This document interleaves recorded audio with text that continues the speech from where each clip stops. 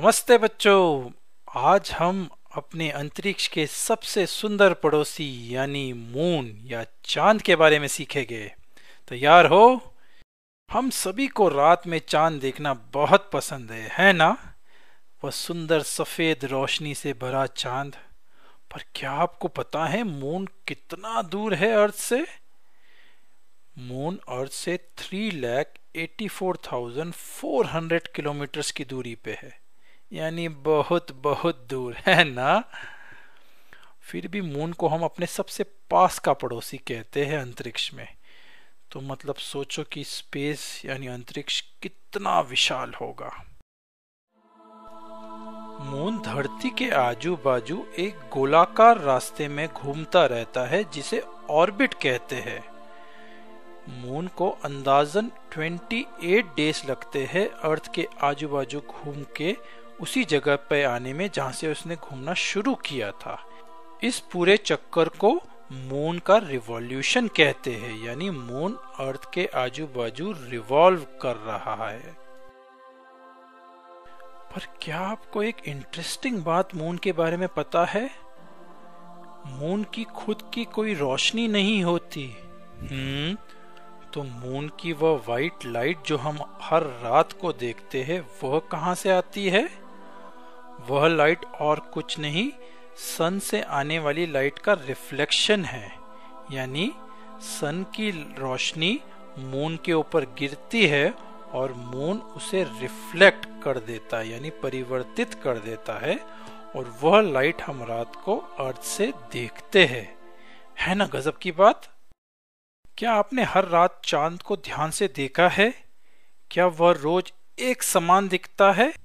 नहीं, मून का आकार हर रोज थोड़ा थोड़ा बदलता रहता है। ऐसा क्यों? मून के आकार उस चीज पर निर्भर करता है कि उस पर सन की कितनी रोशनी पड़ी।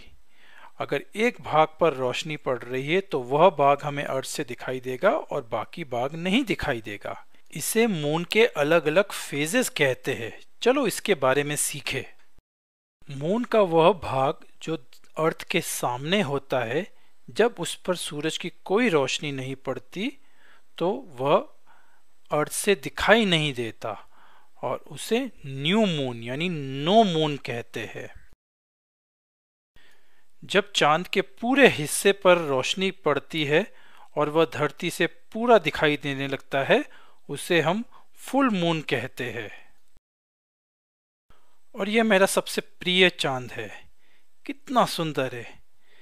जब चांद के थोड़े से भाग पर सूरज की किरणें पड़ती है तो हम इसे इस रूप में देख पाते हैं। इसे क्रिसेंट मून कहते हैं। ऐसा लगता है जैसे कोई परी चांद पर बैठकर हमारी तरफ देख रही है ना? चलो अब ये जाने कि ये डिफरेंट फेजेस कैसे होते हैं।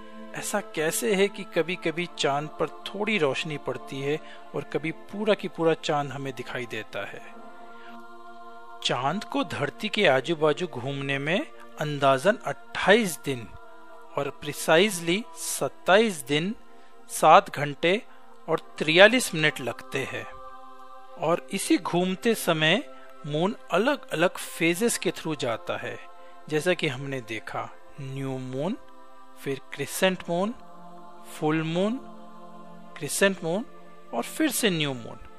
चलो ध्यान से देखते हैं इस वीडियो में। जरा गौर से देखना कि मून कैसा दिखाई दे रहा है, उसे कितनी रोशनी मिल रही है। इस समय न्यू मून यानी नो मून है और मून के अर्थ के आजू बाजू घूमने के कारण वो धीरे धीरे घूम रहा है। और अब धरती के लोगों को क्रिसेंट मून दिखाई देगा। मून फिर भी घूम रहा है और अब फुल मून दिखाई देगा।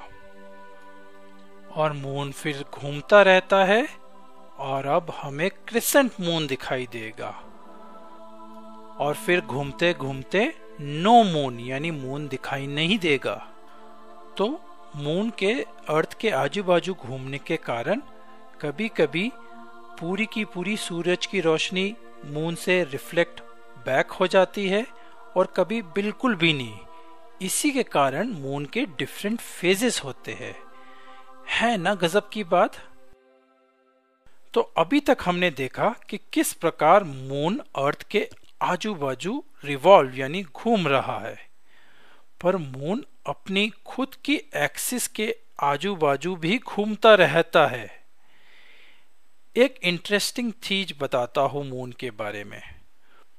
मून अपनी एक्सिस के आजू बाजू रोटेट कर रहा है और अर्थ के आजू बाजू रिवॉल्व कर रहा है, पर हम अर्थ से मून का सिर्फ एक हिस्सा ही देख पाते हैं और दूसरा हिस्सा हम अर्थ से कभी भी नहीं देख पाते।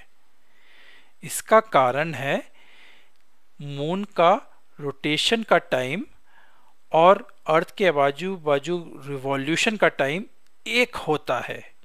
इसके कारण जब तक मून का एक हिस्सा अर्थ के सामने होता है और घूमने के कारण जैसे ही दूसरा हिस्सा सामने आ जाता है, मून एक नई पोजीशन पे आ जाता है और इसलिए हमेशा अर्थ के सामने एक ही हिस्सा दिखाई देता है।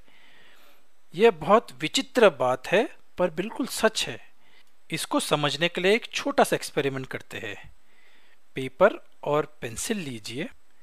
पेपर पर मून को एक छोटे से सर्कल के रूप में ड्रॉ करिए और सेंटर में एक बड़ा सर्कल बनाइए अर्थ। मून के सर्कल पर एक तरफ जो हिस्सा जो अर्थ के सामने दिखाई दे रहा है उसे ग्रीन कलर कर दीजिए और बैक के हिस्से को लाल कलर कर दीजिए। और अब मून के सर्कल को धीरे धीरे अर्थ के आजू बाजू घुमाना चालू कर दीजिए। आप देखेंगे कि जैसे ही आप मून को घुमाने लगते हैं अर्थ के आजू बाजू, तो जो मून का ग्रीन कलर का जो हिस्सा है वह अर्थ से थोड़ा दूर चला जाएगा और लाल रंग का हिस्सा आने लग जाएगा, क्योंकि अपन जो अभी तक कर रहे हैं उसमें मून को सिर्फ रिवॉल्व कर रहे हैं, उसको रोटेट नहीं कर रहे हैं। पर सच्चाई में तो मून रोटेट भी होता है और रिवॉल्व भी होता है। तो अब अपन एक काम करते हैं, घुमाते घुमाते मून को लिटिल रोटेट भी करेंगे, इस तरीके से कि हमेशा ग्रीन साइड ही अर्थ की तरफ फेस करे। तो जैसे जैसे मून रिवॉल्व हो रहा है, मून को थोड़ा थोड़ा रोटेट भी करते रहिए। सिर्फ इस बात का ध्यान रखें कि ग्रीन हिस्सा ही अर्थ के सामने है और लाल हिस्सा कभी नहीं आ पाता है। अगर आप ये एक्सरसाइज करते रहेंगे तो आप पूरी की पूरी एक रिवॉल्यूशन मून का खत्म कर देंगे और पूरे समय सिर्फ ग्रीन हिस्सा ही दिखाई देगा और लाल हिस्सा नहीं दिखाई देगा। तो जैसा कि हमने देखा, मून को घूमने में अर्थ के आजू बाजू अंदाजन 28 दिन लगते हैं।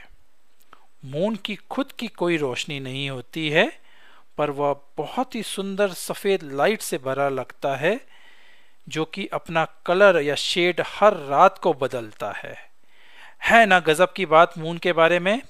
आज के लिए इतना बच्चों, फिर मिलेंगे, बाय बाय।